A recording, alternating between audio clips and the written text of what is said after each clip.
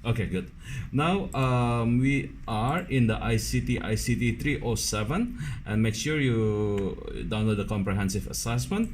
And this is the thing. And for assessment task 1, it should be easy because this is only knowledge based. But for assessment task 2 that I'm going to discuss today is building the database.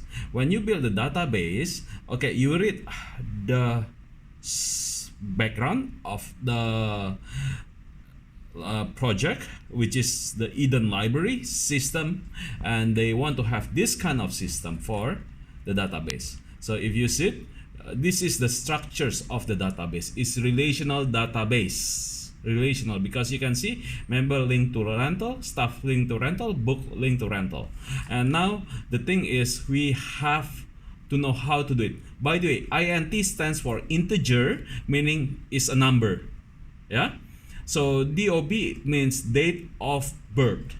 So now, in order to make this database, you need access. So I type access. Once I click access, I create a database. So I create a blank desktop database. I can name it Eden Library.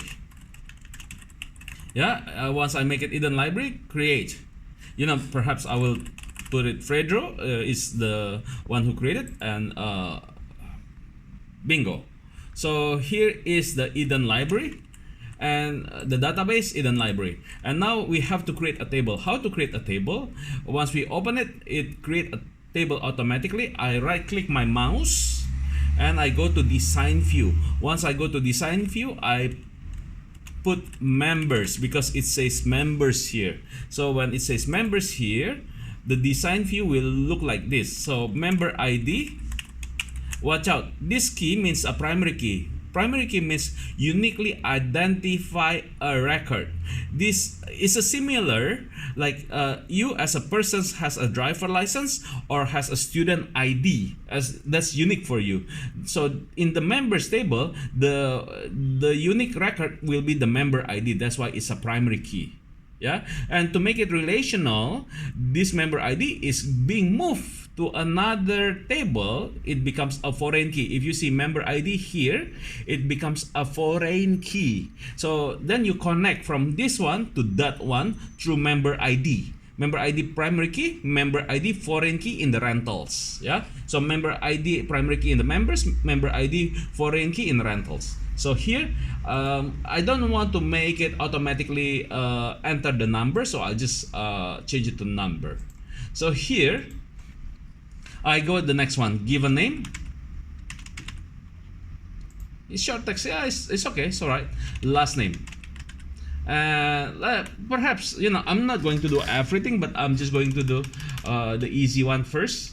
I mean, the shortest versions of your assessment. So I'll just put 3 records. Date of birth is date of time. That I choose it here. And the thing is, if you scroll it, then it says first name, given name will be text, field size 15, required yes. What does it mean here? So if I go to given name is the first name. Sorry, given name is the first name. It's a short text. Now, if you look at down here, the field size, I change it to 15.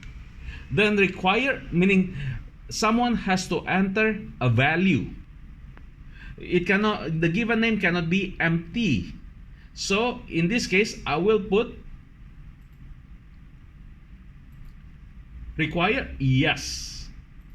Okay, that's good thing. And now let's take a look the next one. I save it, this one. I save it, this one. I go create another table. Okay, for you have to create all this thing, that thing. But for the sake of simplicity, I just create 2 tables, member and rental in the short version, so you can do the rest. And I go create another table. Once I click on that create table, it opens up like this. I right click my mouse. When I click my mouse and I go to design view, I go to rentals. Yeah, when I go to rentals, yeah, then I go to rental ID. Yeah, I go to rental ID, then I choose number. When I choose number, then I go book ID. Okay, just follow it, and here is a number as well, and then member ID.